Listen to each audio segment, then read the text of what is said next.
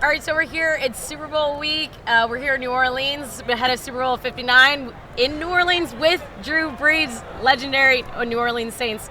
Thanks so much for joining us, Drew. Yeah, great to be here. Thanks. So how does it feel to have the Super Bowl here in this market? That's so deep. It's awesome.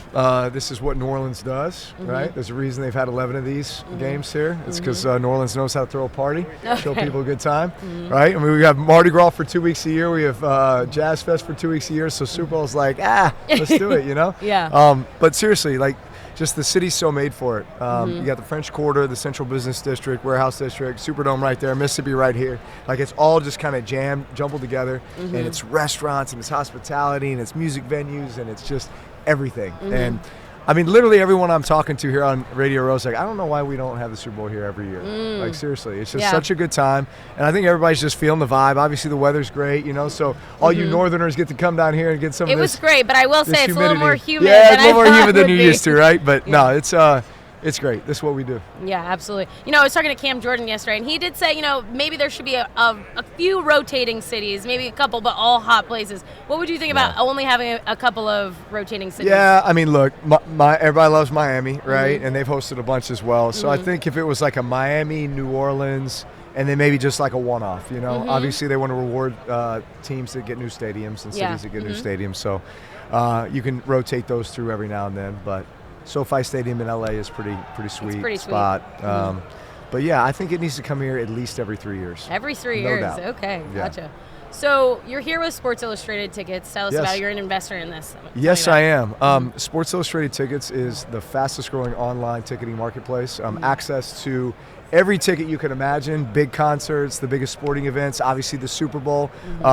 And what differentiates us is completely transparent fee process. The price you see is the price you get. We are the only online ticketing platform that can say that. So transparency to everyone who's coming on our platform, that's what we are. Did you feel like any hesitation joining a market that was a little bit saturated, or you felt like that was enough of a differentiator? No, because you have a chance to be a disruptor because you do something different and you do things the way that it should be done. I think there's nothing more frustrating than going online to buy a ticket and you see a price, and by the time you get to checkout, there's this fee, there's that fee, and all of a sudden it's twice as much as what you thought. Yeah. Like, that is frustrating. In fact, that makes you mad, right? So we set out to disrupt that and say that's not the way we're going to do things. The price you see is the price you get at the end. So totally transparent. I think that develops trust from the customer, and hopefully they come to us every time they want to go to a big concert, go to a big sporting event. They're coming to Sports Illustrated Tickets. Yeah, absolutely. So you're an investor in that. You're an investor in Major League Pickleball. We had talked about this. We played pickleball together. That's right. Before. So how has the trajectory been for Major League Pickleball over the last 2 years? It's been amazing. The big news about 18 months ago was the merger between the PPA, which was the Professional Pickleball Association, and the MLP, Major League Pickleball, which was the team concept. So by combining the two, everybody rowing in the same direction, kind of joint sponsorships, you start thinking about broadcasting and network deals, and just everyone you can now bring to the sport, again, bring a lot of continuity. MLP is so much fun. Like, the professional pickleball players love being in the team concept. It's almost like this Ryder Cup, and it's almost, it's men and women. You're playing right next to each other.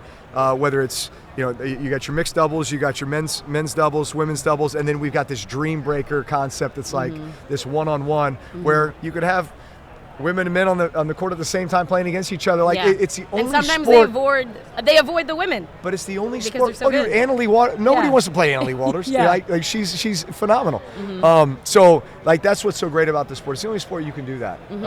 And I think that's what's made it so exciting.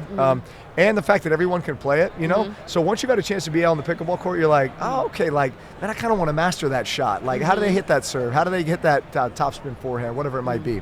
So we're ramping up for kind of like an April through August MLP circuit, where they're going to travel to a lot of kind of the home locations for a lot of teams. My team is the Los Angeles Mad Drops Pickleball Club, so we actually get to host 2 events. We get to host one in San Clemente, so Orange County area, and then one down in San Diego as like the championship. So we are stoked about that. Do you think that, because that's a new thing, right? Because Yeah. when they were separated, they used to be kind of every other thing. You didn't know exactly when the MLP season was going to be, which, Yeah. do you think that's going to help garner new fandom for professional pickleball? It absolutely does, because in the past you were kind of competing for weekends, you know, Yeah. PPA and MLP. But now that we are, really a joint venture or together, the PPA has their season. MLP is specifically scheduling their season around kind of home locations and not disrupting PPA. Plus, honestly, it's a change up for the professional players. Like they like knowing, hey, I've got this season where I'm competing in singles, and then I've got my doubles partner. But then the minute we get to the MLP season, it's like you shift gears and it's like, okay, this is my squad. Yeah. This is my team. And we're kind of making these stops. And, each stop kind of has a little bit of like a home field advantage feel to it, Yeah. And I think that's what we want in MLP is we want to start to develop fan bases, right? Yeah. Like we want the pickleball community in Southern California to latch on to the Los Angeles Mad Drops Pickleball Club. And the Texas team, you got one in Austin, right? You got one in Nashville, you've got one in Columbus, Ohio. Like, so we want these home pickleball communities to say, all right, this is our team, this is who we're going to support. Yeah, absolutely. So you're invested in that. And so are there any other leagues and sports that you're looking at that you really want to get into next? Yeah. I love youth sports. I mean, just from the perspective of, I think it's so positive that kids play sports, have access to sports, be multi-sport athletes. So I am huge into the flag football space. We started our own flag football league about 8 years ago, but we're kind of taking that to a whole another level, building experiential tournaments and opportunities for kids, both at the rec level and at the more competitive level. Flag football has been announced as an Olympic sport in 2028 LA Olympics. So that's going to be huge, not just I think for the flag football community, but also globally, right? Yeah. As other countries start thinking about how they can put together teams to compete, that's going to be a 5-on-5 format. So I think flag football is just kind of like getting kicked off as to where it can go, building national teams, doing kind of select type tournaments, and we're going to be right in the center of that. And it's a really huge way to get girls and women involved in playing the game of football, right? That's exactly right. In fact, flag football is now a sanctioned sport for a lot of high school programs. In fact, in the state of California, it was adopted 2 years ago, so I actually helped coach our high school inaugural flag football team for girls. How was which it? was, oh, dude, it was awesome. Are you kidding me? Like, the girls listen so much better than the guys do, right? So, like, I like coaching the girls better than I like coaching the guys. Yeah. Yeah. I love that. So when 2028 Olympics, what do you think is going to do for the actual sport of football itself too? Because now we're playing all these international games. NFL's playing international games. Do you think there's going to be synergy between flag football in the Olympics, other countries wanting to play, especially as the NFL goes into those markets to play real games as well? I do, because first off, the opportunity to represent your country doing anything, I think is an incredible honor, right? And I think that's what Olympians have always felt, right? So now you combine that with one of America's favorite sports, right? And yes, this is a sport that was kind of birthed out of America, but now you've created it in a format with 5-on-5 flag football where the entire world can compete, right?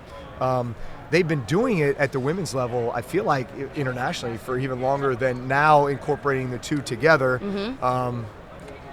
I think it just continues to highlight, American football, more and more people playing American football. I think it will do a lot for continuing to grow the sport globally as we think about where the NFL decides to start, putting NFL games.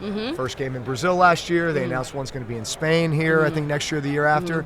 So I think growing just the global footprint of the sport of football is a good thing. Absolutely. Well, Drew Brees, thanks so much for joining us on Bloomberg Business and Sports. Yeah, it's awesome.